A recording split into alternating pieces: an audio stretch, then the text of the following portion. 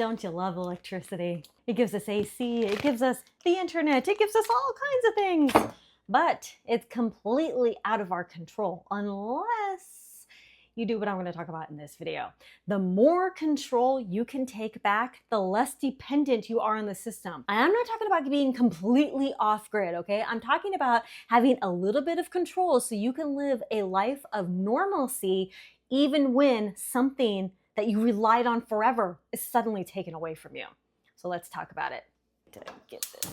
Whoa, that was a big flame. While I talk about it today, I am making some more baby lotion, which I also use as regular lotion because this is the best lotion in existence. It is just beeswax, shea butter, and cocoa butter. It is so good. If you have just dry spots anywhere, it's like, boom, done. You don't have any more dry spots. Okay, but you didn't come here to learn about that, right? Or did you? I don't know. Have you ever heard of those smart meters? Our electric company has been trying to get us to do the smart meters for a very long time, and we have denied. There is no way that I'm allowing our electric company to decide and control our usage. They actually say that with these smart meters, they are able to control when they raise your temperature or lower it depending on usage. No, thank you. I think that is like the epitome of control. It's like, it's really peak usage right now. It's 100 degrees outside and everyone's using their AC. I should really turn up their power so that they don't get as cold of a house. They could always do something to fix their problems, but no, they have to punish us for using a little bit of air conditioning when it's freaking hot outside. All right. It's not just the smart meters. Places all around the United States have forced blackouts for one reason or another. They have rolling blackouts. And in general, blackouts can happen just because of a storm or something like that. So it's not always because, the electric company is forcing a rolling blackout or something like that. It's because it's literally out of our control if there is a storm or there's an accident or something like that. And I want to let you know that I actually have 3 downloads. One of them is free and the other 2 are super affordable, and they go into super big detail about blackout preparedness. So check those out down below in the description and in the pinned comment. Get all my downloads at my website. I promise it offers a ton of value, and I've been doing this for over about 15 years now. So we've experienced our share of blackouts. So it's definitely filled with information that you're going to want for you and your family. All right, now this has just got to melt in my double boiler here. This is literally a systems of control. It is conditioning you to say, it's okay if you live with less. It's okay that we do this because, well, you can't control it, right? We control it. So you're going to do what we say. It's fine to live with the modern conveniences, but it's also fine to know that we can lose that control at any time. So in addition to those downloads, let's talk about a few ways that you can stay in control. Start with anonymity. And this seems like the toughest thing for a lot of people, because whenever I talk about, like making your own power, you can't produce your own power, fine, whatever you want to call it, it is about getting a solar generator, a generator, whether it's fuel or gas. I really like the battery backup banks because you can charge them with a solar panels, with multiple solar panels rather. So you are essentially creating your own power. You're not relying on the electrical grid, you're relying on sun, which I know in some places you don't have a lot of, but these battery banks, even the small portable ones, can make a huge difference to power your fridge, your freezer, all these other little things. I've even powered my Instant Pot over here. I realize you can't see. I've even powered my air fryer on the larger solar battery banks. So yeah, I mean, they are really efficient. They are fantastic at what they do, and I highly recommend them. But in saying that, invest in off-grid options as well. So like, you don't always want to be relying on that battery bank because it does, if you don't have a way to plug it in, it does take solar. So if you don't have a lot of sun, it's raining, cloudy, it's in the middle of winter in Alaska, whatever, right? You don't have a lot of sun available to you for whatever reason, then you may have to reduce your power usage. So learn to cook, light, and heat without electricity, okay? Even temporarily. So I'm on a propane stove right now, and while this is great, they can still turn off the propane as well. And this is still finite.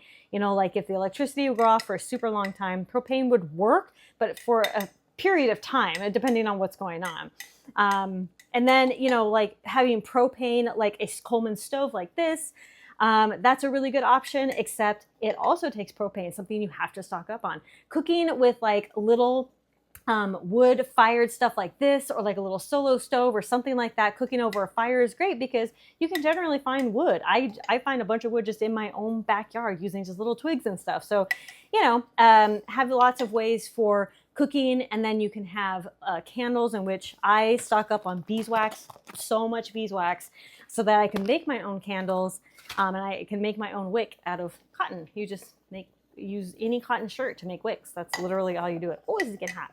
Okay. Unplug from the reliance when you can. So, you know, like turn off lights, unplug.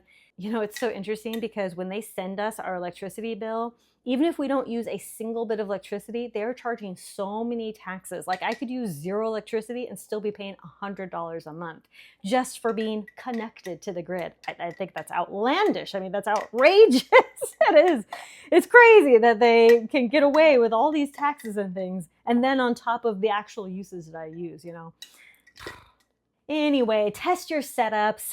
Try living a one weekend without, you know, anything plugged into the wall, basically. If you can plug it into your solar generators, or even if you have like a gas or propane generator, you know, outside safely away from windows and things like that. Okay, well now it's just not boiling at all. See where your weak spots are. Take notes. This is the time to prepare and test right now, not when you're in the middle of a blackout and you have no idea what to do, right? Fix it now instead of later. And then stock your blackout tote, which that's one of the free downloads, stocking that blackout tote. This is where everything is. We also have a prepper closet where we have a lot of supplies here. This is a hanging organizer that I just put on this door, and then this is our prepper closet with a bunch of other stuff in it. But I love this because it's easy access for me or my kids. If I say, hey, go get a battery, my kids can go grab a battery, right? So there's easy ways for everybody to have easy access to everything. A tote or a closet like this is easy access for everybody. You cannot control the grid, but you can control your home. You can control how prepared you are, no matter what budget you're on. This isn't coming. It's already here. It's been happening for years. Preppers have been talking about it for years, forever.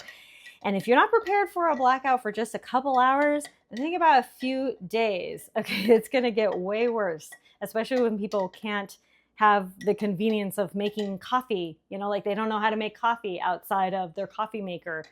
Well, that's gonna be a bad time. You don't have to be a victim of the grid. Take advantage of it, all right? Take advantage of all our modern conveniences. But you can opt out and you can be prepared in case it were taken away from you at some point. If this video wakes you up in any way, it makes you want to take your fear and turn it into action, well, I want you to download my guides down below in the description, hopefully the pinned comment, and try to live off of the grid a little bit and learn how you may be able to basically duplicate your life without these modern conveniences. But you could still kind of be on the grid with like your, you know, generators and things like that. But it's not relying on an outside source. It's relying on you and your preparedness. That's all there is to it. Baby lotion and baby jar. Makes sense, right? I use this too all the time. It's the absolute best. But anyway, thank you all so much for watching. Be sure to download those guides down below. And thank you all so much for watching Conquer Tomorrow by Preparing today. I hope that you're subscribing, liking, and comment with your plans on blackout preparedness, either for short term or long term. Talk to you later. Bye.